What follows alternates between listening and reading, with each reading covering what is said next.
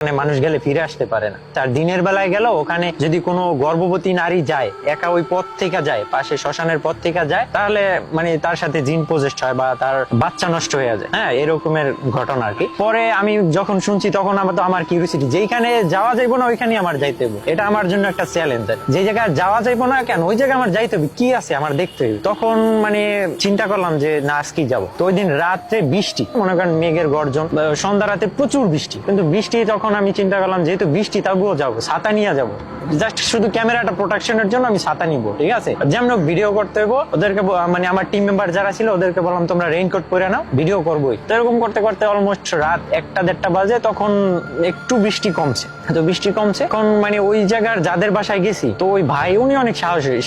পাহাড়ে যারা বসবাস করে তাদের কিন্তু প্রচন্ড সাহস থাকে, ঠিক আছে। তো উনি অনেক সাহসী। হ্যাঁ, তো উনি এমন সাহসী মানুষ যে উনি এক লাশ নিয়ে ওই পাহাড়ের ভিতরে সারা রাইতে একা রয়েছে, এরকম সাহসী মানুষ।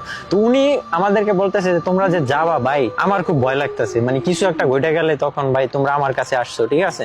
তখন আমি কি বলবো, আমি বলছি যে ভাই ওখানে যাবো ইনশাল্লাহ, আমি আমার সাধ্য মতো ওখান থেকে ফিরে আসবো, ইনশাল্লাহ কিছু হবে না, আপনি শুধু আমাদেরকে জায়গাটা দেখাই দেন। পাহাড় তো অনেক জঙ্গল, আশেপাশে কোনো বাড়ি ঘর নাই, পাহাড়ের ভিতরে আস্তে আস্তে আমরা গেলাম। তো যাওয়ার পর অলমোস্ট তখন আমরা যখন ওই প্লেসে পৌঁছাইছি রাস্তায়, তখন 2:30টার মতো বাজে। তো আমার টার্গেট, এটা হয়তো অনেকে জানবেন যে জিন, ভূত, প্রেত, আত্মা যে যেটাতেই বিলিভ করে না কেন, এটা কিন্তু হইতেছে যত রাত গভীর হয়, রাত 3টার দিকে ওদের শক্তি তত বৃদ্ধি হয়।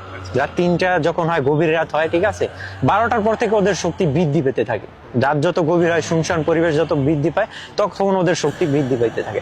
তো আমরা যখন ওই গেটের সামনে গেছি শ্মশানের, আমি কথাটা বলতেছি আমার নিজের ভিতরে কেমন যেন লাগছে। তো যাই যখন দাঁড়াইছি, দাঁড়ানোর সাথে সাথে ওখানে অনেকগুলো গাছ, শ্মশানের ভিতরে এক একটা গাছের বয়স হবে মনে হয় কয়েকশো বছর, অনেক বড় আর কি, শিমুল গাছটা সেগুলো। আমরা গেছিলাম ওখানে প্রায় 6 জন ছিলাম, টোটাল টিম ওখানে ঢুকছি। এখন যখন ঢুকবো আর কি গেট থেকে, আমরা যখন ক্যামেরা সেট করলাম, লাইট সেট করলাম, ওর ভাই উনি ঢুকবো না ভিতরে, বলতেছে না ভাই আমি ঢুকবো না, উনি বাহিরে রয়েছে। আর উনি বাহিরে বসে বসে উনি সিগারেট খায়, বিড়ি খায়, উনি ওখানে একটার পর একটা ধরাই দিয়েছে, যেন আর ভয় লাগতেছে। তা আমরা বললাম যে ভাই আপনার যদি বেশি ভয় লাগে একটু দূরে জায়গায় থাকেন, আমরা এখান থেকে শর্ট করে যাবে। তো যখন শর্ট করতে ওখানে এর ভিতরে পা দিব আর কি, শ্মশানের ভিতরে গেট থেকে, তো আমার যে সাথে ছেলেরা ওরাও একটু ঘাবড়াইতেছে, প্লেসটা দেখলেই কেমন যেন লাগে। যেমন আপনারা অনেকে হয়তো জানবেন যে মিস্ট্রিয়াস যে কোনো ভৌতিক জায়গায় গেলে আপনার শরীরের ভিতর কিন্তু একটা অন্যরকম ফিল কাজ করে, যেমন কেমন যেন শরীরে লোম দাঁড়ায় যায়, শরীর ফুলে ওঠে, ভারী ভারী লাগে।